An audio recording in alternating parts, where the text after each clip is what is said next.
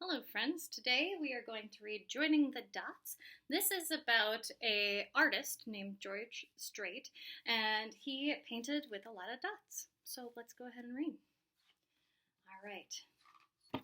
Joining the Dots is a book about a French artist named George Strait. He created a new style of painting by using lots of tiny colored dots to build up a picture. He became very famous for this technique, which is called pointillism. Painting with dots was slow and required a lot of time and effort, but it resulted in unique artwork filled with soft light and vibrant colors. After you have read Joining the Dots, you might want to try this painting too, which we will. So these are quotes by him. He says, "Why do I paint with dots, you ask? Well, the dots are small and easy to make, and as I add more and more, they gradually cover the canvas and joining together to form a beautiful picture."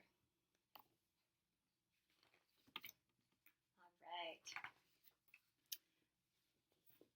For a long time, the artist had been wondering, could he paint colors in a different way? Could he show how to blend together in nature and change in bright light and shade? Every day he went to the park to watch the sun glittering on the river and the shadows of the trees moving across the grass. He observed the people around him and wondered how shapes and colors changed when they were far away.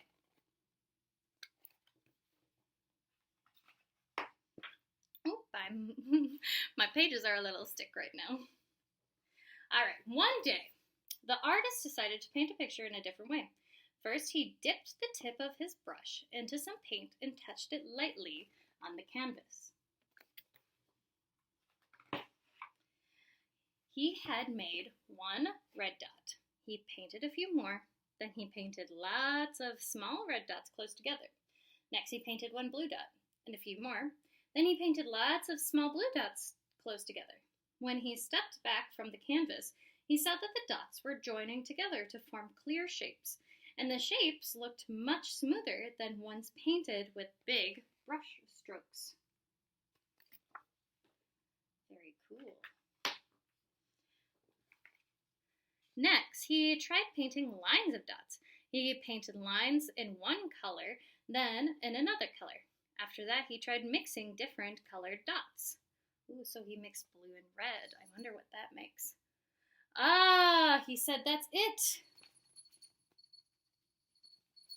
Very cool. And these pictures that they're showing us all have just dots in them.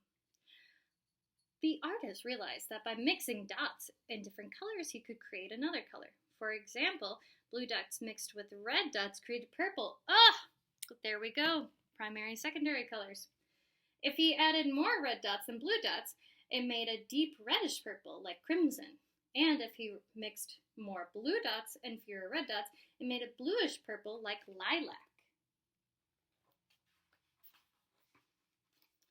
The artist began painting lots of blue dots on the canvas. He painted them again and again. Then he painted yellow dots in between the blue dots. The dots were so close that they sometimes overlapped. When he looked at the canvas from a distance, the yellow and blue dots blended into a form of a green meadow filled with a bright sunlight. Very cool. The artist started painting blue dots again. He painted lots of them over and over. Then he painted white dots between the blue dots, and the dots were so close together that they sometimes overlapped. Oh, sometime stepping back, the artist saw the blue river sparkling in the sunlight. Very cool, right? On Sundays, lots of people went to the park. They enjoyed the sunshine and bathed in the river. They were there to relax.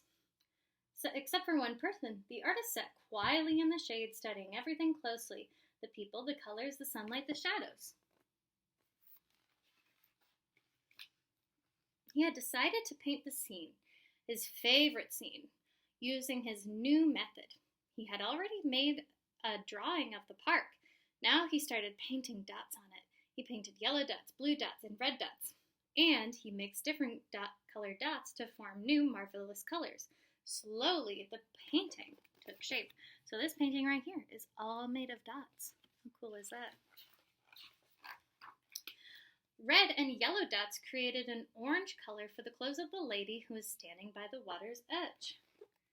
All of this right here is made out of dots. And this is the lady on the edge. All right, let's see what happened next. The dots covered almost the entire painting. Only a few places, like the white dress of the little girl, did the artist use instead brush strokes. Red and blue dots combined to form the dark skirt of the lady on the right in the painting. Lots of dark dots blended to create a sleek coat for a dog who's sniffing the ground. The painting was a magnificent display for the artist's new method, and that method became known as pointillism. The artist was George Strait. The painting was full of light, color, and life. There was so much going on in it, people walking, rowing, fishing, and eating. There was even a monkey on a leash. Did you spot that? Here, I'll see if we can go back and you can see if you can find the monkey. Does anybody see it? All right. You tell me. All right. And so this shows all of the paintings he did with pointillism. So he did lots of different kinds that showed lots of different ones. And this was his favorite one right here, which was the park. But you can also see this is a different park too. Here's some ladies dancing, and here's actually a rodeo too. Isn't that fun? Well, that's our awesome book today. Oh, and we have our last little quote from George Strait. Thousands and thousands of dots all joining together to make a beautiful picture. And that's a picture of him. Very cool, right? I hope that you all are doing well, and I hope you're staying safe. Have a good day.